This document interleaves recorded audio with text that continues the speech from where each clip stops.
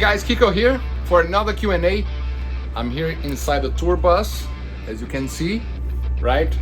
And here we go. Let me place the phone here so you guys can see me. All right, so I think this is a good position. And the first question is from Chris King. And he was complaining that I didn't answer properly his question because he asked about placing the fingers close to the neck. And I thought he was mentioning, this movement, keeping very close to the neck, right? Yes. But actually, what he was saying, keeping close to the fret wire. And actually, I kind of play closer to the fret wire actually, but I never pay attention on that. So it's like, oh, that's a new thing to pay attention. So for me, I don't care much about it, but I believe one of the problems, and maybe some teachers, they say to keep closer to the fret wire, could be intonation. Because if you place your finger in the center, like somewhere here, and then you press too hard, you see, like you almost get a half step, so it might be a problem if you strangle the guitar. So the main thing is, like, I think it doesn't matter where you place the finger. I never paid attention on that, but the main thing is like to play very light. The main thing is to play very light. So the exercise would be just like just touch the string instead of getting a note. Getting the note, you just touch the strings and you play the scales, pentatonics, arpeggios, whatever you want, just touching the string. And then to practice that feeling of playing very light, just touching the strings. And then after, you just press a little bit harder and then you get the note. That's it. You don't need to press even harder and then you might have intonation problems. All right, so I hope that's a better answer for you, Chris Kang. Another one here from Lemon Tank and Mila Malika. So kind of a similar question. So Lemon is asking if I feel nervous before a show, and Mila was asking how not to feel nervous to play in front of people because it's much easier to play in her bedroom, right? Yes, I do. I don't, doing here in this tour, I don't feel nervous at all. It's like another day, it's fun. So I got excited to go on stage to play in front of 10, 12,000 people, but I don't get nervous the way you're thinking. It's just natural for me. But I understand. I think like feeling nervous is like respecting the place you're playing, respecting the people you're playing to. So you have this is like experience. You have to do it. That's no other way. In the beginning it's awkward because of course you're by yourself. You can make any mistakes you want in your bedroom, and in front of people you have one chance to deliver, and then you train how to accept mistakes. You train how to think faster. You train how to control this excitement or this respect. And so sometimes, depending who is in the audience or depending on the place, you might feel like this respect or this anxiety because of who's there watching the show. So if it's a great musician or somebody from your family or somebody that you grew with, and then you want to show them.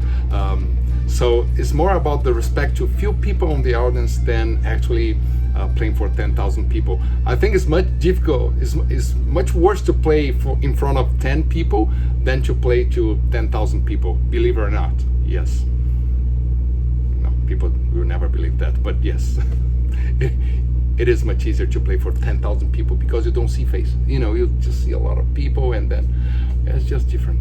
It's hard to explain. You guys have to experience that. Play in front of 10,000 people, 20,000 people, 50,000 people. Yes, it is good, and actually it's pretty addictive, Anyways, another one from Magaro. It's not a question, it's just a comment. He said the last video I was looking to the right and then, or to the left or whatever, and then the previous videos I was always looking to the other side, so I was wondering what's happening. And yeah, I'm sorry, I just have a hard time to look to the camera. But also I have, you know, I have my cameraman, my assistant here, the focus guy, the audio engineer here, the paramedics, and you know, my invisible friends. Yeah, so I have to imagine I have like this, you know, crew here with me recording the Q&As, and which is not true. I just have my phone here, and my tripod is just like a Kleenex box, you know. Invisible people here helping me to do this Q&A. Yes, well, that's why sometimes I talk to invisible people. But another one from Comic Book Guy. So he has been playing guitar for 4 years, and he's tired of using pentatonics. Yes, I know the feeling. And basically, pentatonics is great. You know, the first shape of the pentatonic, the minor pentatonic, 1-4, 1-3, 1-3, 1-3, 1-4, 1-4. Easy to memorize. You're playing the root, the third, the fifth, the seventh, the fourth. So it's, all those notes, they work well, and you know, it's a very good tool for beginners to start improvising. But of course, you cannot stop there in you know, and ignore the scales. But so the main thing would be now to apply all the shapes, right? Using all, you know, play through the neck with the pentatonic shapes, but then start practicing the modes. You know, I will put here the link of the 7 Factor, which is my course on the modes, and the way I explain, I think is from a composer and guitarist point of view, to understand the sensations and the feelings, and how to practice, and how to mix like your creativity and the technical part to really, you know, use the fretboard wisely, and use all the 7 modes, and then you can mix with the pentatonics and arpeggio and all that. So yeah, the 7 Factor, we have a lot of great students from the 7 Factor course.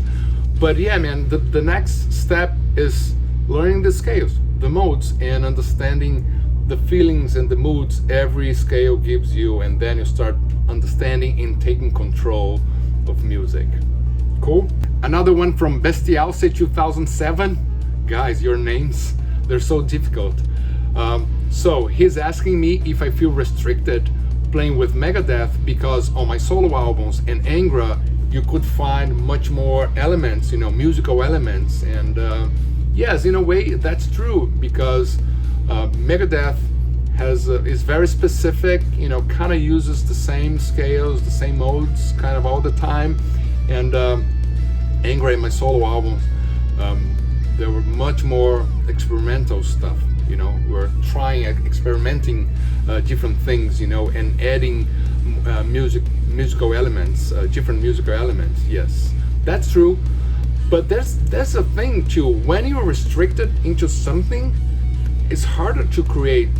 And then now you have a challenge to create something great and beautiful and exciting, you know, inside that box.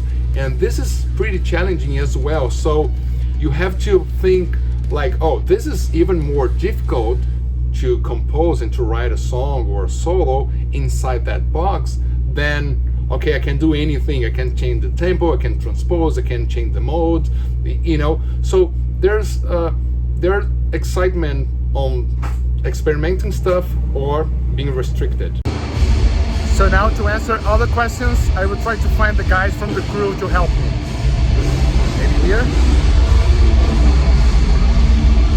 All right, so here we are with those two gentlemen here. And then this guy, Winston Carter, he said he changes his strings and takes 40 minutes. Because I mentioned that I can change in 12 minutes. Right. On a Floyd, right? On a Floyd. So you said your record is? I think 7 minutes. 7 minutes. 7 minutes. On a Floyd? On a Floyd. About a day and a half. A day and a half. Yeah. Oh, he's the Gibson guy. You know, he doesn't We know. don't use Floyd's. You don't use We don't Floyd. use Why? that. Why That's all not? foreign to me. I don't know what that is. Okay. Yeah, that's crazy. 7 minutes. 7 minutes. 7 minutes. Okay. So at some point we show the, the trick. Sure. Yeah, it's tough because that's a serious. Well, what's your name? Just present yourself. Hey, I'm Brian. And I don't know how to do Floyd Roses. what? Yeah, of course you do. Of course you do. When I He say I was don't changing. know, I He just was mean changing the strings on my during the recording. I just mean I don't like to do Floyd Roses. That's, like it. Yeah. Do you like And it? I'm the sick asshole that likes to do it. You like? Yeah. I like to do it. Yeah, I like to do it. I remember the first time I did it was horrible. The first time, when I was 17 or something. Right. Well, I got one too. I think around that point. And it forced me to learn how to use it. It's a Like, horrible oh, experience. string broke. No, I don't know how to do this. Yeah, Figure it out. All right. So this guy called Dougie Driver, he puts a pack of cards. Whatever works. The 9 volts, 9 volts. 9 volts, typically the use 9 volt. flip flop. Flip flop. That was your thing. Yeah, because You can always just use your string packet. Like if you have an extra packet of strings, you can shove that in there. Oh yeah. Okay. Yeah, because there really isn't a universal tool for that yet. Oh. So now you can start your own company. Oh. Just haven't seen it yet. Yeah. Popsicle Yeah. sticks, whatever. That's Dirty good. socks. What else? Dirty socks. Yeah? Huh? Pack of cards, but pack of cards is nice because it depends you can add more cards or not. Yeah, Yeah, you can know? shim it so you get it right level where you need it to be. Sure. Yes. Good. That's good. Thanks, guys. Yeah. Thanks a lot for this. And I'm shaking like hell, like my fingers. All right, great. Thanks. You see, wise words from the professionals. So thanks a lot. Keep sending questions and see you in the next video.